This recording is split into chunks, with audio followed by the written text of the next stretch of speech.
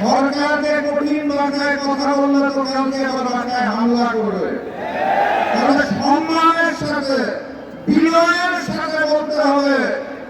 সবাইকে জানাই সম্মান, সালাম ও শুভেচ্ছা। আসসালামু আলাইকুম।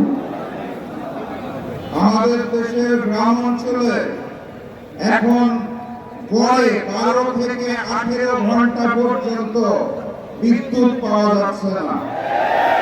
দ্রব্যমূল্যের ঊর্ধ্বগতিতে সাধারণ মানুষের দিন খুব কষ্টে কাটছে।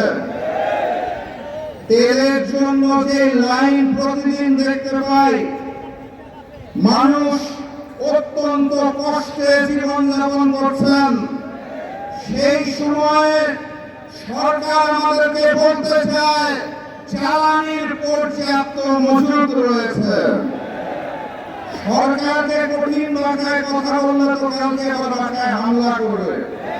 তাহলে সম্মানের সাথে বিনয়ের সাথে বলতে হবে, মাননীয় প্রধানমন্ত্রী, মাননীয় স্বরাষ্ট্রমন্ত্রী, মাননীয় জ্বালানি মন্ত্রী, এতই যদি মজুদ থাকে তাহলে এত বড় লাইন কেন?